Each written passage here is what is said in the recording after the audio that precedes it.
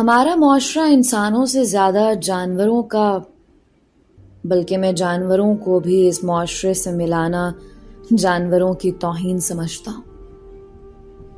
ایک ایسا خوفناک معاشرہ ہے جو بچیوں کے لیے تو ظالم تھا ہی، مگر اس نے لڑکوں کے ساتھ بھی ظلم کی انتہا کر دی۔ اس طرح سے ہم اور ہمارے بچوں کی جڑیں کاٹی جا رہی ہیں کہ میں بتا نہیں سکتا۔ سوشل میڈیا ایک ایسا ناسور بن چکا ہے کہ جس نے ہمارے بچوں کی زندگیاں نگل لی ہیں، اور ہم والدین اس سب سے بے خبر رہتے ہیں۔ ہماری یہ بے خبری ہمارے اپنے بچے کی زندگی تو برباد کرتی ہی ہے، اس کے ساتھ ساتھ کسی اور کا گھر بھی اجاڑ دیتی ہے۔ میری یہ کہانی آپ سب کے لیے ایک بہت سبق ہے کہ خدا را اپنے بچوں پر نظر رکھیں۔ ایک باپ ہونے کی حیثیت سے اس قیامت کا ایک بار پھر ذکر کرتے ہوئے میرے ہاتھ کانپ رہے ہیں، مگر میں چاہتا ہوں آپ سب کے بچے محفوظ رہیں۔ یہ کہانی ہے ایک ایسی ڈارک ویب سائٹ کی جس نے ہماری ہنستی مسکراتی زندگیوں میں اندھیرا بھر دیا تھا۔ یہ ان دنوں کی بات ہے جب میں نیا اس علاقے میں منتقل ہوا تھا۔ میری نوکری ہی کچھ ایسی تھی، ہر 2 سال بعد مجھے کسی نئی جگہ بھیجا جاتا تھا، کبھی کسی گاؤں تو کبھی کسی شہر۔ اس دفعہ میں دعا کر رہا تھا کہ مجھے کسی گاؤں نہ بھیجا جائے، کیونکہ گاؤں میں نوکری کرنا مجھے سب سے زیادہ مشکل لگتا تھا۔ جب مجھے پتہ چلا کہ مجھے شہری علاقے میں بھیجا جا رہا ہے تو میں اور میری بیوی دونوں بہت خوش تھے۔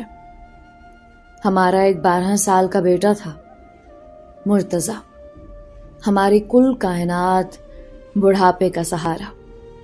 مرتضی کے بعد ڈاکٹر نے میری بیوی کو کہہ دیا تھا کہ وہ کبھی ماں نہیں بن سکتے۔ بس اس دن سے مرتضی ہماری زندگی کا روشن ستارہ بن چکا تھا۔ ہم دونوں کے ساتھ ساتھ وہ بھی بہت خوش تھا کہ نئی جگہ ہوگی، نئے لوگ ہوں گے، نیا اسکول ہوگا۔ مگر ہم تینوں ہی اس بات سے انجان تھے کہ یہ نئی جگہ ہم پر ظلم اور بربریت کے پہاڑ توڑے گی۔ کاش اس وقت مجھے اس علاقے کی جگہ کسی گاؤں میں بھیج دیا جاتا تو آج میرے ہاتھ خالی نہ رہتے، میری زندگی ویران نہ ہو جاتے۔ ہم تینوں سامان سمیٹ کر اپنے نئے گھر آ گئے تھے۔ یہ اچھی جگہ تھی مگر محلہ ابھی نیا تھا تو کسی سے واقفیت نہیں تھی۔ گھر کی صاف صفائی اور سامان وغیرہ کو رکھنے کے بعد ہم نے مرتضی کا داخلہ کروا دیا۔ اس کا اسکول بھی زیادہ دور نہ تھا۔ میری بیوی گھر سنبھالتی تھی، میں کام کرتا تھا اور ہمارا بیٹا ہماری محبتوں کے سائے میں پروان چڑھ رہا تھا۔ جب میری بیوی ایک دن میرے پاس آئی، اکبر، مرتضی کے لیے اب پڑھائی مشکل ہو رہی ہے، ہمیں اس کے لیے کوئی ٹیوشن دیکھنی چاہیے، گھر میں وہ پڑھتا نہیں ہے، ورنہ میں اسے پڑھا دیتی۔ مگر شبانہ، ہم اس محلے میں نئے آئے ہیں، کسی کو جانتے تک نہیں ہیں، ایک دم سے ٹیوشن ڈھونڈنا مشکل ہو جائے گا۔ اسی لیے تو آپ سے کہہ رہی ہوں کہ کسی سے جان پہچان بنائے۔ مرتضی کے امتحان ہونے والے ہیں، یوں تو وہ فیل ہو جائے گا۔ اچھا ٹھیک ہے، میں کچھ کرتا ہوں۔ اتنا کہہ کر میں سوچنے لگا کہ کس سے ٹیوشن کی بات کروں، محلہ بھی بالکل نیا ہے۔ اگلے روز میری سلام دعا یوں ہی مسجد میں ایک آدمی سے ہوئی جن کا نام رفیق صاحب تھا۔ عمر میں وہ مجھ سے بڑے تھے، ان کا اخلاق بھی بہت عمدہ تھا۔ یوں معلوم ہوتا تھا کہ وہ کسی بہت دینی گھرانے سے تعلق رکھتے ہیں۔ باتوں باتوں میں ہماری اچھی گپ شپ ہو گئی۔ اکبر، کسی دن ہمارے گھر آؤ نا، بھابھی اور بیٹے کے ساتھ مجھے خدمت کا موقع دو۔ جی بھائی صاحب، ضرور آؤں گا، آج کل تو بس اپنے بچوں کے لیے ٹیوشن ڈھونڈ رہا ہوں۔ اگر آپ اس محلے میں کسی کو جانتے ہوں تو ضرور بتائیے گا، میں تو یہاں ابھی سب سے انجان ہوں۔ میری بات سن کر انہوں نے میرے کندھے پر ہاتھ رکھا۔ یہ تو کوئی مسئلے والی بات نہیں ہے، میں خود ٹیوشن پڑھاتا ہوں، بلکہ قرآن بھی پڑھاتا ہوں۔ تم اپنے بچے کو میرے گھر بھیج دیا کرو، محلے کے سارے بچے میرے پاس ہی آتے ہیں۔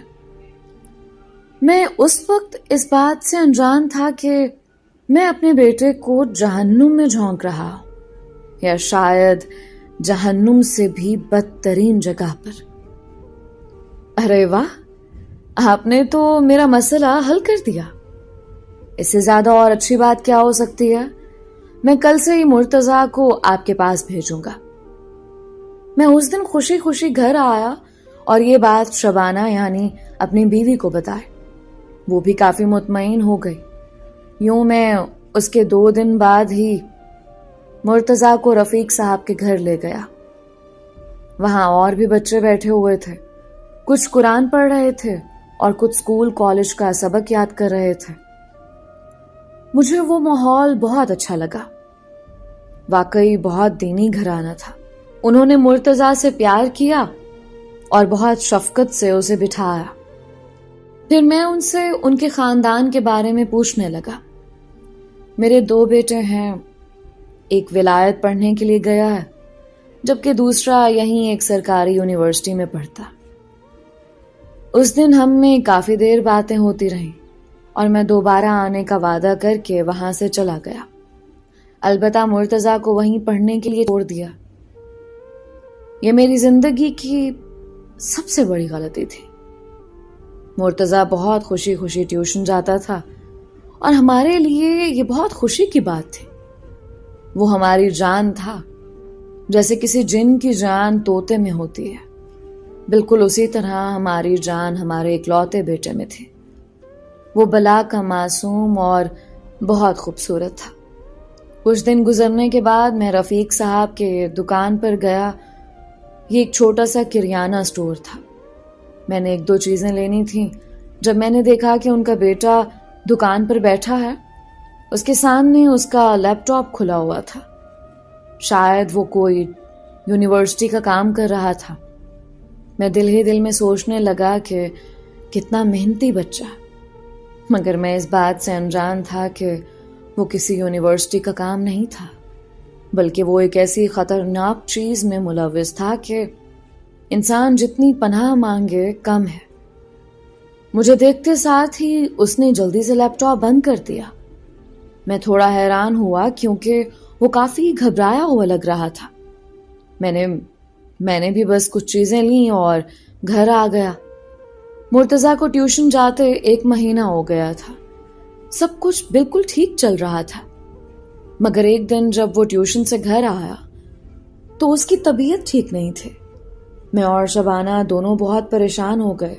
اسے چکر آ رہے تھے، یہاں تک کہ گھر آتے ساتھ ہی اسے الٹیاں آنے لگ گئیں۔ ہم نے جلدی سے ڈاکٹر کو بلایا۔ دیکھیں، اس نے کوئی ایسی غلط چیز کھا لی ہے جس کی وجہ سے اس کی ایسی حالت ہو گئی ہے۔ اس نے کچھ دوائیں لکھ کر دیں۔ ڈاکٹر کے جانے کے بعد ہم نے مرتضیٰ سے پوچھنے کی کوشش کی کہ اس نے کیا کھایا تھا۔ شاید ٹیوشن میں کچھ کھا لیا ہو۔ پہلے تو وہ کچھ بتا ہی نہیں رہا تھا، مگر پھر وہ ڈرنے لگا اور ڈرتے ڈرتے اس نے کہا، وہ بابا، وہ میرے ایک دوست نے مجھے جوس پینے کو دیا تھا، وہ جوس شاید خراب تھا، اس لیے ایسا ہوا۔ اس کی بات سن کر میں نے اسے سختی سے سمجھایا، اب آپ کسی سے کوئی چیز لے کر نہیں کھاؤ گے، کوئی بھی چیز نہیں کھانی۔ باہر سے جو دل کرے مجھے اور مما کو بتانا ہے، ہم آپ کو دلا دیں گے۔ مجھے یہی لگا کہ جوس کے استعمال کرنے والی تاریخ ختم ہو گئی ہوگی، اس لیے وہ مرتضیٰ کو خراب لگ گیا، مگر میں نہیں جانتا تھا کہ معاملہ کتنا خطرناک ہے۔ یہاں میں نے ایک اور غلطی کر دی۔ مجھے اس سے پوچھنا چاہیے تھا کہ وہ دوست کون ہے۔ مجھے مرتضیٰ کے ٹیوشن جا کر اس بچے کو دیکھنا چاہیے تھا جس نے اسے جوس دیا تھا، مگر میں نے بات کو غیر سنجیدہ لیا، یہی سمجھا کہ بچے ہیں اور اکثر ایسا ہو جاتا ہے۔ 2-3 دنوں بعد وہ کچھ بہتر ہوا تو میں اسے ٹیوشن چھوڑنے گیا۔ جہاں میں رفیق صاحب سے ملا اور ان کو مرتضیٰ کی طبیعت کے بارے میں بتایا۔ اس نے کسی سے جوس لے کر پی لیا تھا جو اسے خراب لگ گیا ہے۔ میری آپ سے گزارش ہے کہ یہ آئندہ کسی سے کوئی چیز لے کر نہ کھائے۔ میری بات سن کر وہ بہت شرمندہ ہونے لگے۔ معذرت اکبر صاحب، میں آئندہ خیال رکھوں گا۔ دراصل بچے آپس میں ایک دوسرے کی چیزیں کھاتے رہتے ہیں، مگر میں پورا دھیان رکھوں گا انشاءاللہ۔ بہت شکریہ رفیق صاحب، آپ جانتے تو ہیں کہ ہمارا ایک ہی بیٹا، بس اسے کچھ ہو جائے تو ہم پریشان ہو جاتے ہیں۔ میری بات سن کر انہوں نے مجھے کافی تسلی دی کہ آئندہ ایسا نہیں ہوگا۔ میں بھی مطمئن ہو گیا کہ اب واقعی ایسا کچھ نہیں ہوگا۔ میں تو اس بات سے بے خبر تھا کہ آنے والا وقت مجھے کیا قیامت دکھانے والا ہے۔ کچھ دن یوں ہی گزرتے رہے، سب کچھ ٹھیک چل رہا تھا، مگر ان کچھ دنوں میں نے محسوس کیا کہ مرتضیٰ کافی ڈرا سہما سا لگنے لگا۔ وہ جو پہلے بہت باتونی تھا، اب زیادہ وقت خاموش رہتا تھا، اور اس کی یہ خاموشی مجھے بے چین کر رہی تھی۔ مرتضیٰ، آپ کی طبیعت ٹھیک ہے نا؟ کیا کسی نے کچھ کہا ہے؟ میری باتوں پر اس نے مجھے بتایا کہ وہ ٹھیک ہے۔ اس نے جیسے مجھے تسلی دی۔ ہاں، ایک چیز اور اس نے مجھے بتائی جو کچھ عجیب سے تھے۔ بابا، میرا باتیں کرنے کا دل نہیں چاہتا۔ میں نے جب اس کی کہی اس بات کا ذکر اپنی بیوی سے کیا تو اس نے مجھے یہی کہا کہ پڑھائی کی وجہ سے وہ زیادہ بات چیت نہیں کرتا، یا کبھی کبھی بچہ چڑچڑا ہو جاتا ہے۔ کچھ ہی دنوں کی بات ہے، وہ ٹھیک ہو جائے گا۔ مگر یہ بات کچھ دنوں تک کبھی ختم نہ ہوئی، کیونکہ مرتضیٰ کافی تھکا تھکا رہنے لگا تھا۔ وہ پہلے سے کمزور ہوتا جا رہا تھا، یوں جیسے اندر ہی اندر کچھ ختم ہو رہا ہے۔ مگر میں اپنے دفتری کام میں اتنا مصروف ہو گیا تھا کہ میں نے کچھ دن اس بات کو نظر انداز کیا۔ پھر ایک دن مجھے رفیق صاحب ملے اور کہنے لگے کہ مرتضیٰ کو رات کو دیر سے چھٹی ہوا کرے گی، کیونکہ اس کا سبق بہت زیادہ ہے، مشکل ہے، اس لیے کچھ اور توجہ کی ضرورت ہے۔ پہلے تو میں مانا ہی نہیں، میں نے سوچا کہ گھر جا کر شبانہ سے بات کروں گا۔ شبانہ، آج مجھے رفیق صاحب ملے تھے۔ وہ چاہ رہے تھے کہ مرتضیٰ کو مزید کچھ گھنٹے پڑھایا کریں، یوں آتے آتے اسے رات ہو جائے گی۔ تم کیا کہتی ہو؟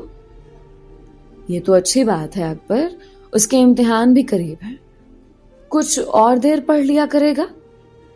اس کی بات سن کر میں نے مرتضیٰ کو مزید وہاں رکنے کی اجازت دے دی، مگر دل میں عجیب سی بے چینی محسوس ہو رہی تھی۔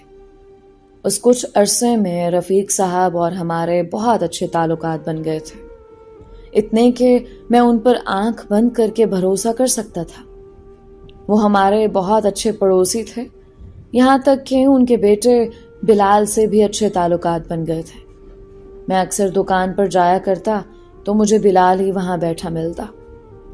ایک دن مجھے اور شبانہ کو کسی ضروری کام سے جانا تھا، اس لیے ہم نے سوچا کہ مرتضیٰ کو رفیق صاحب کے گھر ہی چھوڑیں گے، رات کو واپس جاتے ہوئے لے جائیں گے۔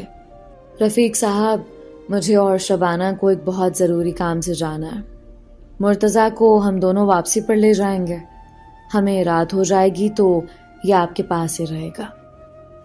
کوئی بات نہیں اکبر صاحب، تم بے فکر ہو کر جاؤ اور ہم اس کا خیال رکھ لیں گے، کوئی مسئلے والی بات نہیں ہے۔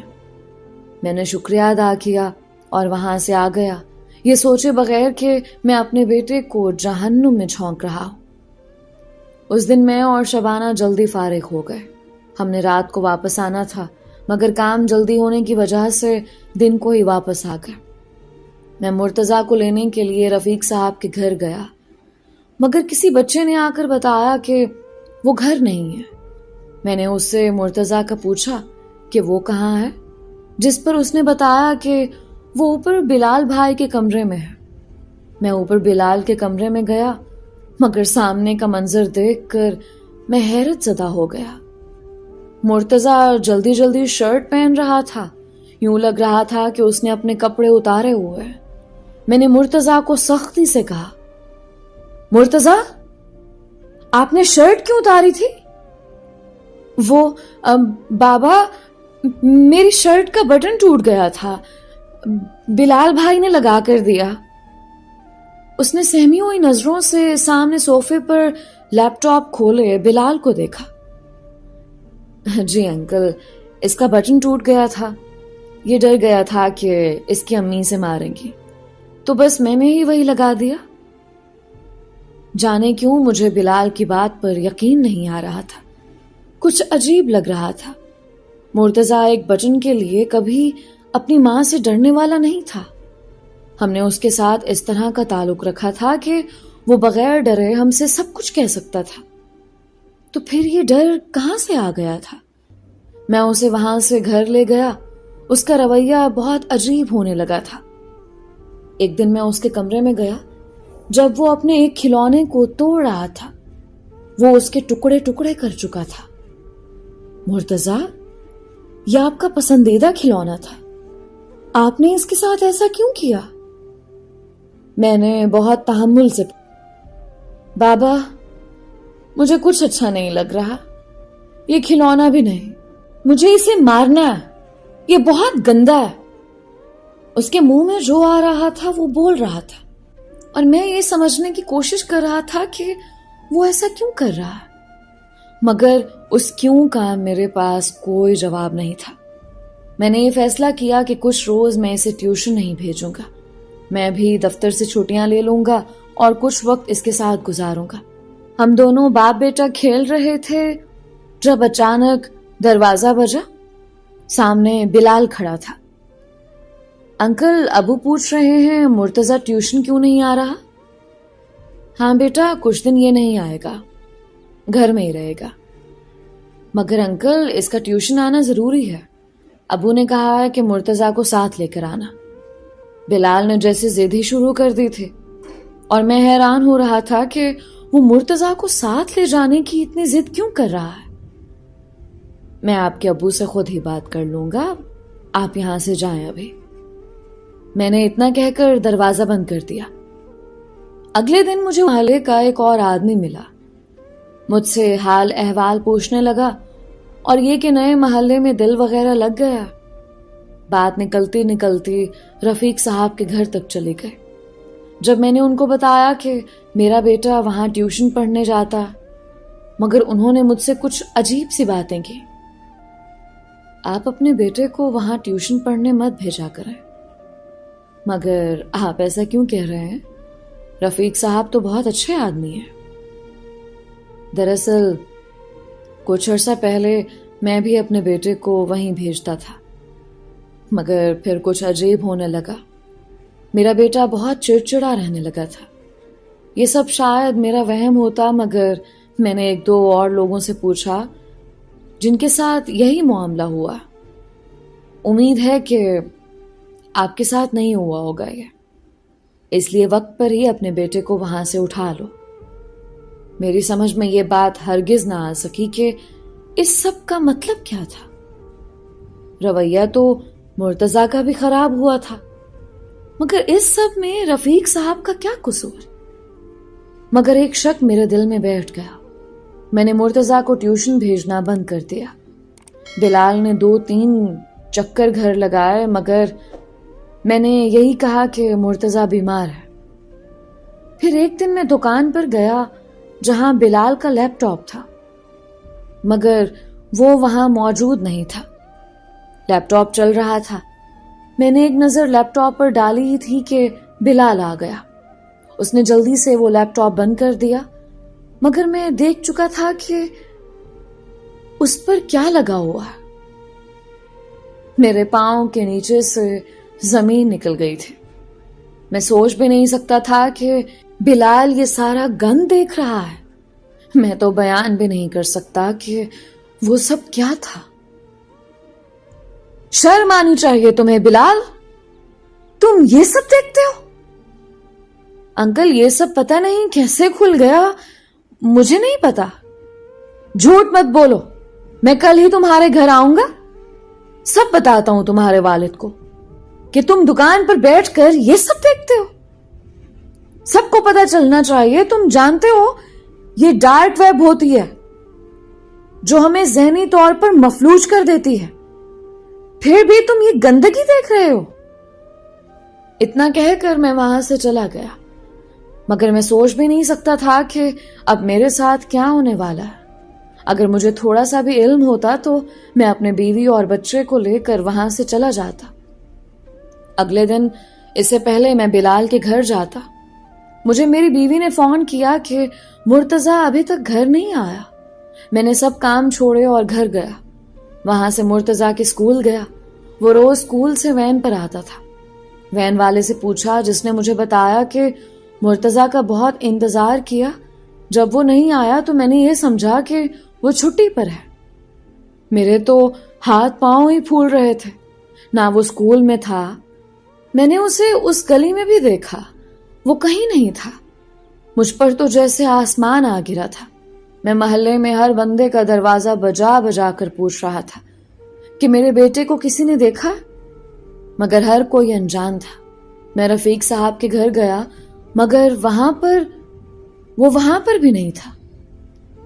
یہ بیٹھے بیٹھے میرے ساتھ کیا ہو گیا تھا. ابھی صبح تو میں اپنے بیٹے کو تیار کر کے اسکول چھوڑ کر گیا تھا, اور اب میں اسے ڈھونڈنے کے لیے ٹھوکریں کھا رہا تھا. میں وقت ضائع کیے بغیر پولیس اسٹیشن گیا اور رپورٹ لکھوائے, مگر گھر آ کر بھی میرا ایک ایک منٹ بھاری گزر رہا تھا. جو بچے اغوا ہو جاتے ہیں وہ دوبارہ کبھی نہیں ملتے. یہی ایک خیال کیسے میری روح نکال رہا تھا یہ میں ہی جانتا ہوں. شبانہ کا بھی رو رو کر برا حال تھا. وہ ماں تھی اور مرتضی ہماری کل کائنات تھا. ایک ہفتہ گزر چکا تھا, مگر وہ کہیں نہیں تھا, صرف بے بسے تھے. مجھے آج بھی یاد ہے, ٹھیک 10 دنوں بعد ہمیں تھانے سے ایک فون آیا. ایسا فون کہ جس نے میرے دل کو جکڑ لیا تھا, میری دنیا اجاڑ دی تھی. مجھے آج بھی وہ الفاظ یاد ہیں. اکبر صاحب, ہمیں مقامی نالے کے پاس ایک بچے کی لاش ملی ہے. لاش کا بہت برا حال ہے, پہچاننا مشکل ہو رہا ہے. آپ ایک دفعہ آ کر تصدیق کر دیں. الفاظ تھے یا انگارے, خبر تھی یا قیامت, جو مجھ پر ٹوٹی تھی. میں جلدی سے بھاگا, بس ایک ہی دعا مانگ رہا تھا, خدا کرے وہ میرا مرتضی نہ ہو.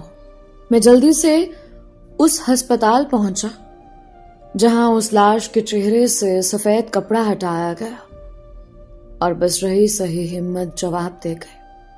میں نے بے اختیار آنکھوں کے آگے ہاتھ رکھ لیا. ایک چیخ میرے منہ سے نکلی. یہ میرا مرتضی تھا, میرا لخت جگر, میری دنیا, میرا سہارا, جس کا حال اتنا برا تھا کہ پہچاننا بھی مشکل تھا. میں نے اسے اس کی اسکول کی وردی سے پہچانا تھا, اور دائیں ہاتھ کی کونی پر بنے ایک دل سے. میں کیا بتاؤں, میں کیسے بتاؤں, اس کا چہرہ یوں لگ رہا تھا کسی نے پتھر سے اس کے چہرے کو کچلا ہے. ایک بار نہیں, کئی بار. اس کے ہاتھوں کی انگلیاں کٹی ہوئی تھی, اس کے کان کٹ چکے تھے, پاؤں پر سے چمڑی اتاری ہوئی تھی. غرض یہ کہ اس کا ہر اعضا کاٹا ہوا تھا. یہ تو میرا مرتضی نہیں تھا. وہ تو بہت پیارا تھا, معصوم, مسکرانے والا. وہ تو پھول تھا. یہ کس نے میرے پھول کو مسل دیا؟ یہ کس نے اتنی بے دردی سے اسے نوچا؟ زمین کیوں نہیں پھٹی؟ آسمان کیوں نہیں گرا؟ یہ ایک باپ کا دل تھا جو پھٹنے لگا تھا. ابھی ماں کو یہ خبر اور یہ وجود دکھانا باقی تھا. کچھ تھوڑی بہت ہمت جمع کر کے ہم مرتضی کی لاش کو گھر لے آئے, اور بس یہاں میری بیوی کی ہمت جواب دے گئے. وہ ماں تھے, وہ کیسے صبر کرتی. شبانہ بے ہوش ہو چکے تھے, یہاں تک کہ وہ کوما میں چلے گئے تھے. وہ یہ صدمہ برداشت نہیں کر سکے. اپنے بیٹے کی تدفین میں نے اپنے ہاتھوں سے کی تھی۔ اس 12 سال کے ننھے وجود کو میں نے اپنے ہاتھوں سے قبر میں اتارا تھا۔ وہ چہرہ جس پر میں پیار دیا کرتا تھا آج اس پر مٹی ڈال رہا تھا۔ میرا بہترین ساتھی مجھ سے جدا ہو گیا تھا۔ یہ کس ظالم نے اتنا ظلم ڈھایا تھا؟ ہر کوئی تعزیت کر رہا تھا، تسلی دے رہا تھا، مگر کوئی میرے مرتضیٰ کو واپس نہیں لا سکتا تھا۔ پولیس اپنی کارروائی کر رہی تھی۔ میں نے بھی سوچ لیا تھا کہ مر جاؤں گا مگر اپنے بیٹے کے قاتلوں کو پھانسی تک پہنچائے بغیر چین سے نہیں بیٹھوں گا۔ پولیس نے رفیق صاحب کے گھر کی بھی تلاشی شروع کر دی، اور جو ان کو وہاں سے ملا وہ یہ بتانے کو کافی تھا کہ مرتضیٰ کا قاتل کون ہے۔ وہ کوئی اور نہیں، رفیق صاحب اور ان کا بیٹا بلال تھے۔ وہ دونوں باپ بیٹا اس گندے کھیل میں ملے ہوئے تھے۔ دونوں کو ہی گھر سے گرفتار کر لیا گیا تھا۔ پولیس کے ہاتھ بلال کا لیپ ٹاپ لگا تھا، جسے پتا چلا تھا کہ وہ ایک ڈارک ویب سائٹ پر کام کرتا ہے۔ اس کے لیپ ٹاپ میں ہزاروں بچوں کے برہنہ حالت میں تصویریں تھیں، جن کے ساتھ جانے وہ کتنی گھناؤنی حرکتیں کر کے ویڈیوز بناتا تھا اور اسے ڈارک ویب پر بیچتا تھا۔ اور ان سب میں میرے مرتضیٰ کی تصاویر اور ویڈیوز بھی تھی، جس کے ذہن اور جسم کے ساتھ کھیل کر اسے ڈرا دھمکا کر اس کے ساتھ زیادتی کی جاتی تھی۔ گندی حرکتیں کر کے اس کی معصومیت کو نوچا گیا اور خاموش رہنے کی دھمکی دے کر ڈرایا گیا۔ اب میں سمجھتا تھا کہ مرتضیٰ کے رویے میں بدلاؤ کیوں تھا، وہ کیوں سہم گیا تھا۔ بلال نے پولیس کو سب سچ بتانا شروع کر دیا، کیونکہ وہ جانتا تھا بچنے کا کوئی راستہ نہیں ہے۔ میں 2 سال سے اس ویب سائٹ پر کام کرتا ہوں اور یہ میرا پہلا قتل ہے، ورنہ ہم بس بچوں کی برہنہ تصویروں اور ان کے ساتھ گندی حرکتیں کر کے تصاویر اس ویب سائٹ کو دیتے ہیں، اور اگر ایسا نہ کرو تو یہ ہمیں جان سے مارنے کی دھمکیاں دیتے ہیں۔ ایک دفعہ جو یہاں کا مسافر بن گیا ہے پھر اس کے پاس کوئی دوسرا راستہ نہیں ہوتا۔ ابو نے بچوں کو بھی اس لیے پڑھانا شروع کیا تاکہ یہ سب آسانی سے کیا جا سکے۔ ہم بچوں کو اتنا ڈرا دیتے تھے کہ وہ کچھ بولنے کے قابل نہیں رہتے۔ مرتضیٰ کو میں نے غصے کی وجہ سے مارا تھا، کیونکہ اس کے باپ نے مجھے اس ویب سائٹ پر کام کرتے ہوئے دیکھ لیا تھا اور دھمکی دی تھی کہ وہ میرے باپ کو بتائے گا۔ گو کہ میرا باپ سب جانتا تھا، مگر میں نہیں چاہتا تھا کہ یہ بات کہیں باہر کھلے۔ بس اس لیے غصے اور بدلے میں نے اس کے ساتھ یہ سب کر دیا۔ میرا باپ قتل میں ملوث نہیں ہے۔ بلال کی ایک ایک بات میرے دل پر سانپ بن کر لوٹ رہی تھی۔ میرا دل چاہا کہ میں اسے ختم کر دوں۔ اس نے میرے بچے کو اتنی اذیت ناک موت دی، میرے معصوم مرتضیٰ کو ختم کر دیا اس نے۔ میں ایک دفعہ رفیق سے ملنا چاہتا تھا، جو کہ جیل میں تھا۔ میں اس کے پاس گیا، اس کے منہ پر تھوکا، تجھ جیسے باپ سے بہتر جانور ہے۔ ایک باپ ہو کر تو نے دوسرے باپ کی دنیا اجاڑ دی۔ اپنی اولاد کو تو تو نے خود تباہ کیا، اور ساتھ ساتھ ہمارے بچوں کی معصومیت چھین لی، اور میرے مرتضیٰ کے ساتھ یہ سب کیا۔ کیوں؟ کیا بگاڑا تھا اس معصوم نے؟ مجھے معاف کر دو اکبر، میں نے مرتضیٰ کو قتل نہیں کیا۔ وہ اب بھی باز نہیں آ رہا تھا۔ اس کے نزدیک اس کا گناہ بڑا گناہ نہیں تھا، صرف اس لیے کہ وہ قاتل نہیں تھا۔ شرم نہیں آتی گھٹیا آدمی؟ تو نے میرے بیٹے کو جسمانی اور ذہنی اذیت دی، اس کے ساتھ کیا کیا نہیں کیا، اور اس کے جوس میں تو نے اور تیرے بیٹے نے ضرور کچھ ملایا تھا۔ اسے بے ہوش کیا تاکہ اس کے ساتھ وہ سب کر سکو جس کا نام لیتے ہوئے بھی مجھے میرا منہ جلتا ہوا محسوس ہوتا ہے. کیوں کیا؟ ایسا کیوں کیا؟ یہ ہے تیرے 5 وقت کی نماز؟ تو اتنا ذلیل ہے کہ بچوں کو قرآن کے نام پر گھر بلاتا تھا اور یہ سب کرتا تھا. اللہ کی لعنت ہوگی تجھ پر، تیری اولاد پر، تیری نسل پر. میرے منہ میں جو آ رہا تھا میں بول رہا تھا. میری زندگی برباد ہو چکی تھی. میرا جان سے پیارا مرتضیٰ مجھے چھوڑ کر جا چکا تھا. میں کیا کروں؟ میں بے بس ہوں. کیسے اسے بلاؤں، کیسے اسے پکاروں؟ 2 مہینے ہونے کو تھے مگر شبانہ مسلسل کوما میں تھے اور میں تنہا رہ چکا تھا. یہ خیال ہی جان لیوا ہے کہ میرے بچے کی برہنہ حالت میں اتنی نازیبا تصاویر اب بھی اس ویب سائٹ پر ہوں گی جس کا سرغنہ جانے کون ہے. یہ سب بہت دور تک پھیلا ہوا ہے.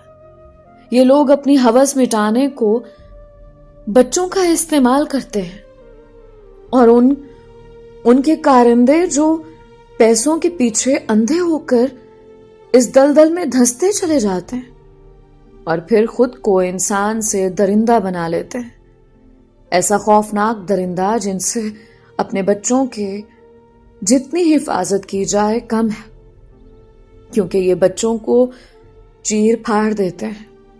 یہ ان کی معصومیت کھا جاتے ہیں اور پھر ان کو اتنا ڈراتے ہیں کہ وہ یہ ساری باتیں اندر رکھ کر دوہری تکلیف سے لڑتے رہتے ہیں. میں آج بھی اپنے بیٹے کا وہ کچلا ہوا چہرہ نہیں بھول سکا. میں بے اولاد ہو چکا ہوں. میرے پاس تو کچھ باقی نہیں رہا. میں شدت سے دعا کرتا تھا کہ میری بیوی ہوش میں آ جائے، مگر یہ خیال جان نکال دیتا ہے کہ وہ کیسے یہ سب سہے گی. وہ جو شوق سے مرتضیٰ کی ہر چیز کا خیال رکھتی تھی، کیونکہ یہ ہماری واحد اولاد تھا، وہ کیسے اسے دیکھ سکے گی؟ کیا وہ گھر اسے کاٹنے کو دوڑے گا؟ آج اس بات کو 2 سال گزر چکے ہیں. شبانہ کومے سے باہر آ چکی ہے مگر وہ اب چلنے پھرنے کے قابل نہیں رہی. اس کے اندر کی ساری ہمت ختم ہو چکی ہے کہ اب اس نے ویل چیئر کا سہارا لے لیا. وہ بالکل خاموش ہے. 2 سال سے بس وہ ایک زندہ لاش کی طرح ہے. یہ صدمہ اتنا بڑا تھا کہ اس نے شبانہ کو اندر سے خالی کر دیا ہے. اس کے آنسو خشک ہو چکے ہیں. میں نوکری چھوڑ چکا ہوں. میں اور شبانہ اس کی امی کی طرف ہمیشہ کے لیے منتقل ہو چکے ہیں، کیونکہ میرے اپنے ماں باپ کا بہت پہلے ہی انتقال ہو چکا تھا. میں نے شبانہ کے میکے کے قریب ہی ایک گھر کرائے پر لے لیا ہے اور پاس میں ہی ایک چھوٹی سی دکان کھول لی ہے. پہلے مرتضیٰ ہوا کرتا تھا جس کا میں ہر شوق دل و جان سے پورا کرتا، مگر اب تو کوئی نہیں ہے. میں اس کے سارے کھلونے اپنے ساتھ لے آیا تھا. وہ کھلونا بھی جو اس نے جان بوجھ کر توڑا تھا. وہ کھلونا جو اس کی ذہنی اذیت کا گواہ تھا. میرے بیٹے کو سپرمین بہت پسند تھا. اسے لگتا تھا اس کے بابا بھی کوئی ہیرو ہیں جو اسے ہر مشکل میں بچا لیں گے، مگر میں اسے بچا نہیں سکا. میں نے اپنے ہاتھوں سے اس کا ننھا کفن مٹی میں اتارا تھا. میں اسے کھو چکا ہوں. میں بس اب ایک ہارا ہوا باپ ہوں جس سے اس کا سب کچھ چھین چکا ہے. اب وہ بس اپنی زندگی کے دن پورے کر رہا ہے.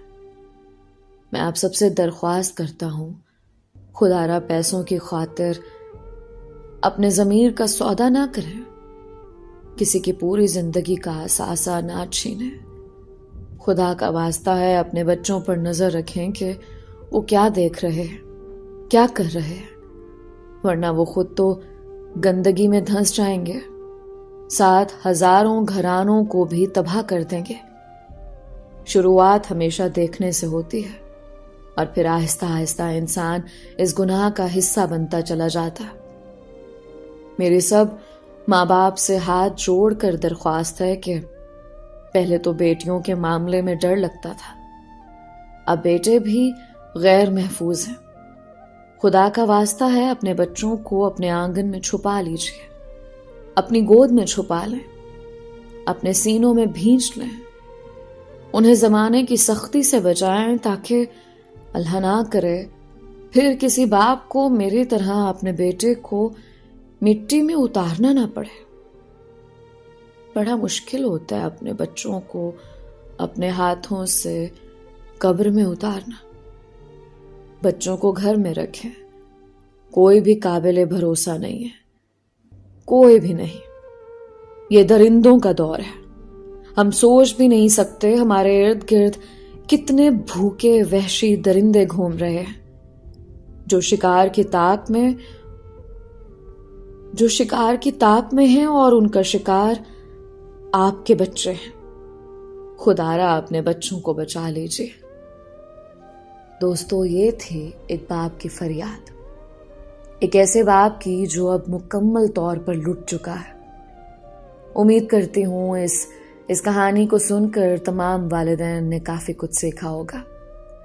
خدارا اپنے بچوں کی خود حفاظت کیجیے، یہ دور بہت خطرناک اور نازک چل رہا ہے۔ خدا سے دعا ہے کہ ہر کسی کی عزت اور اس کی جان محفوظ رہے۔ مجھے اپنی ڈھیر ساری دعاؤں میں یاد رکھیں، اپنا اور اپنوں کا بہت خیال رکھیں۔